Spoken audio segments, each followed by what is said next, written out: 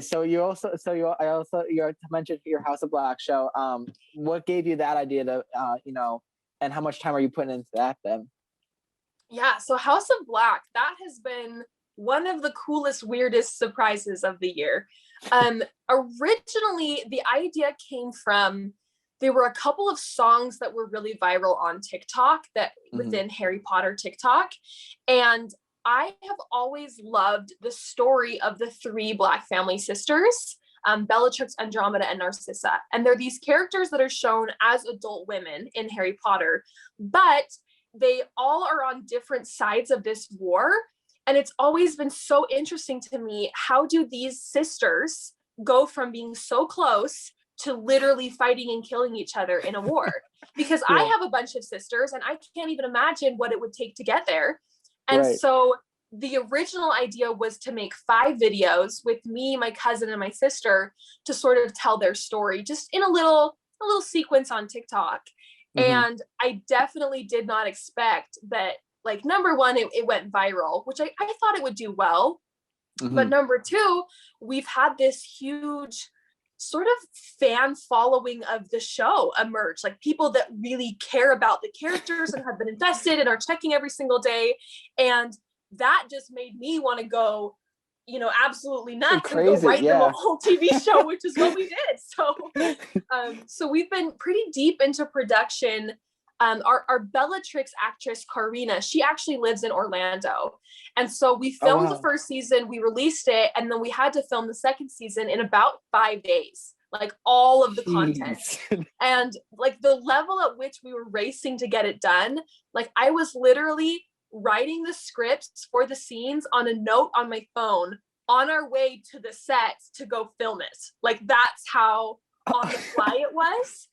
And luckily, I'm kind of surrounded by this entourage of like family members and actors and performers that all just sort of snapped into gear, and we just made it happen in about 5 days. So that was season 2. And then season 3 is kind of the height of like the Death Eater era. It's really into the Wizarding War. And so that one we've taken a lot longer. We've really planned out all the details and the special effects, and we're going to be bringing in a lot more actors and stuff. So season 3 will be kind of an even bigger scale than season 2, but oh my gosh, that's been an ongoing project for the last couple of months. Jeez, how do you have time to yourself? Like, it seems like you're doing a lot. I mean, this is awesome. Oh, I don't have time to myself. I don't. Like, I will be honest. Like, whenever I talk to people and they're like, wow, like, what have you been doing the last 6 months? I'm like, I literally have locked myself in my room and worked for like the last 8 or 9 months, because there was a point at which I was in quarantine and I was home alone and sad. And, everyone has gotten depressed in the pandemic, I think. And just, I personally was really missing going out and doing events as Miss Greater Salt Lake, because that was my whole life before quarantine shut down. Was I was doing either events with the political campaign or events within Miss Utah. And I just so missed people. I felt like I wasn't advancing my career in any way. And so I kind of had this mental switch where I thought, okay, I can be sad right now that I'm not out in the world, or I can really take advantage of this alone time and just turn into a work machine and build something amazing. So that's what I decided to do. Well, I mean, no, it's awesome. Because I created this daily schedule for myself. I'm really trying to follow it hour by hour. I mean, I just ended with the job I was working with, like ESPN, Fox Sports, and all them like football games. But and I have to find like a temporary job for money, but like until I can grow my own stuff. But I created this like daily schedule, like literally hour by hour, what I'm trying to accomplish with everything I'm trying to do.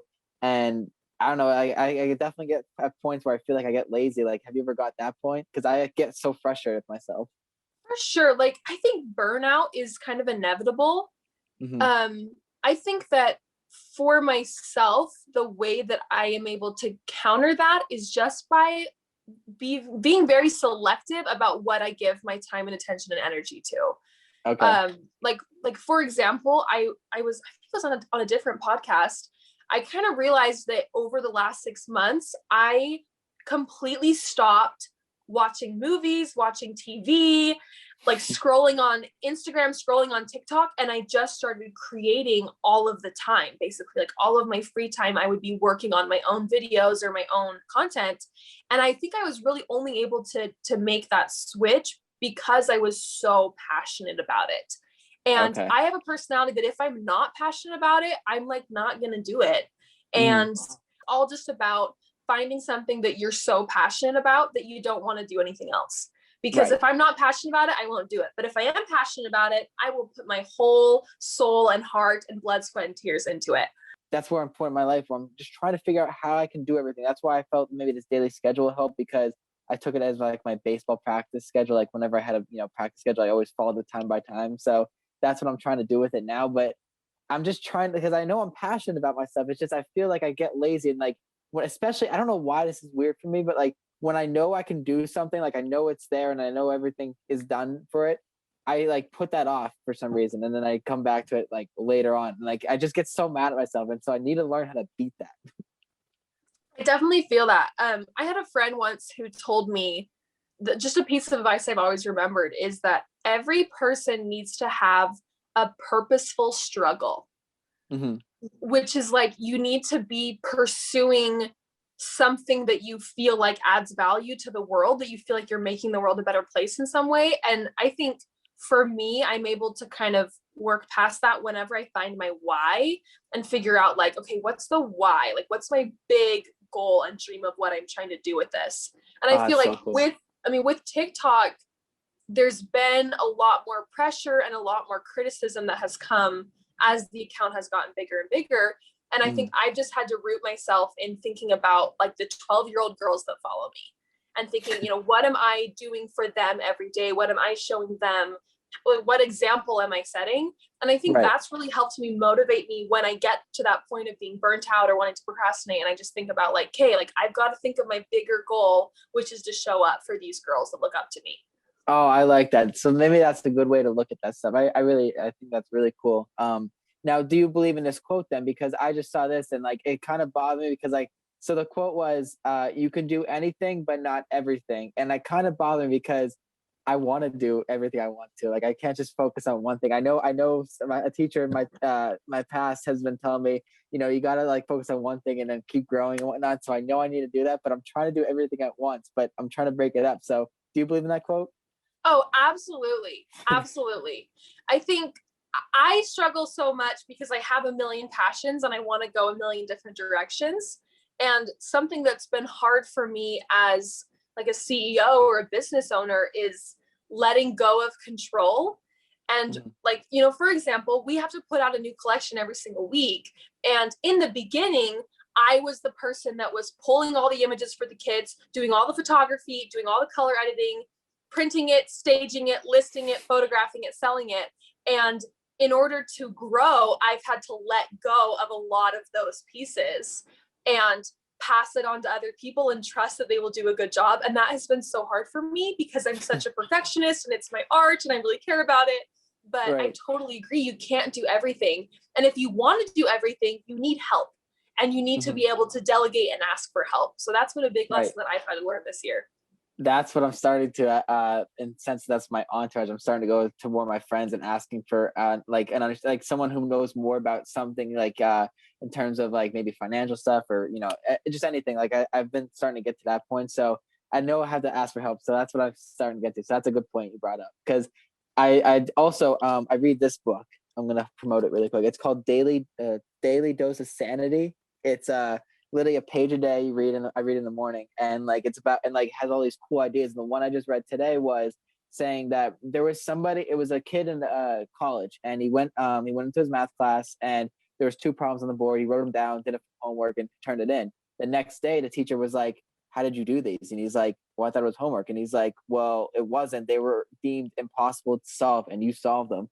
And he was like, wow. And so that I guess the message behind that is like creating my own path and being the first to do that instead of like instead of because I used to look up I guess people who have done something and then how they guided themselves, and like maybe that was the first time they've ever heard of someone doing that. I don't know if any of that makes sense, but like I think like being able to be brave enough to step outside of what's expected of you and break the norm. I think that's so rare because, you know, most people kind of want other people to tell them what their life should be. They want a job, they want instructions, they want a clear path to follow.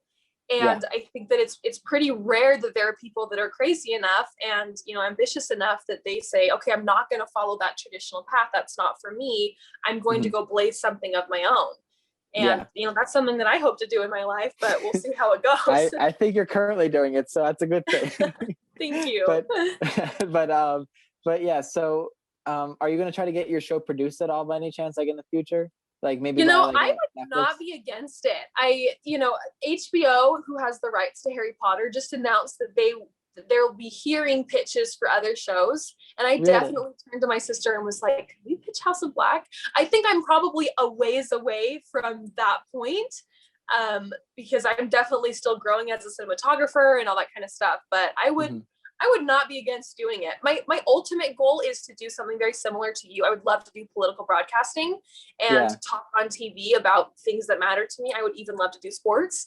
So I'm totally open to transitioning this into that kind of a career. Yeah, I mean, that the only thing that's stopping me right now from like trying to really just focus on this immediately is I have to be making money, right? I have to be doing stuff to make, you know, push myself. So that's why I'm looking for a temporary job. I even considered this. I'm thinking about getting the radio, even though I want to be on TV, but like trying to go into radio, just talk, pitch my idea without an limit, maybe bring that idea with me, and then transition to being on screen and like, you know, just doing random stuff. Like I was even saying that recently that I want to move to Australia just for fun and like work out there, but I don't know if that will happen, but that's just an idea. That would be cool for sure. It'd be nuts. But so how intimidating or nerve-wracking is it to start and invest an idea? Like when you first created, because I mean, I don't know if you ever thought about how big this can actually blow up. Like, was it intimidating to think about it right now? Right away? It was not very intimidating at first because I didn't think that anybody would watch it. You know, like I just didn't know. And you know, several months ago, I had to mentally make the decision that I was going to create content that I liked and not even think about what does the world want? What is what did the audience want? Will this gain me followers? Will this make it do well? I just had to kind of reject all that thinking and go, I'm just going to make the stuff that I want to make. Right. And so it was probably a little intimidating.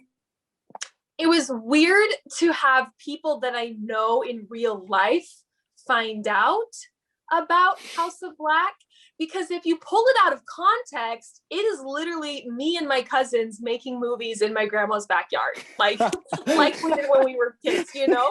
So trying to explain it like that and then say, no, it's actually like a real TV show and there's like 20 million people that are watching it, you know? So it's kind of really weird to explain out of context. So that was a little intimidating, was wanting to show the world and hope that they would understand this really weird thing that I created.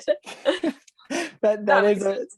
That's funny because that's respectful. Because I think I talked to Matt about this, or someone I did on my podcast, but like, I think what is going to obviously be successful is stuff that is related to you.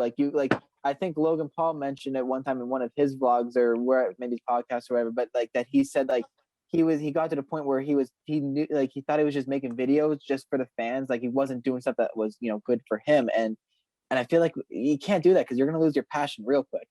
Right. 100%. So with the collage walls, obviously that's an awesome idea. So where do you get the pictures and like, how did you even start that at first? Yeah, so every collage kit is a little bit different, just depending on what we can do, and like just the process is just different for every single one. So like, for example, we created the dark side aesthetic, which is very much inspired by my love of Kylo Ren and Darth Vader and Darth Maul and other Sith Lords. And that particular collage, it is very hard to find images or locations in the real world that evoke Star Wars. And so that collage took months and months of photo shoots with cosplayers, photographing props, photographing Galaxy's Edge, all of this custom graphic design work. And so that one was almost 100% our own photography, our own graphic design, and it took forever. Wow. Some of them were able to do more where we purchase the rights for some photos, and then I will go ham sandwich on editing and edit them and make them super magical and sparkly and fit the color schemes and that kind of stuff. And almost every single kit, we start with a big pool of images, and we, get sort of the more basic things. Like if we need a photo of an apple, if we need a photo of a mountain, if we need a photo of a dog or whatever. So we pull all the images that we can get that have already been created.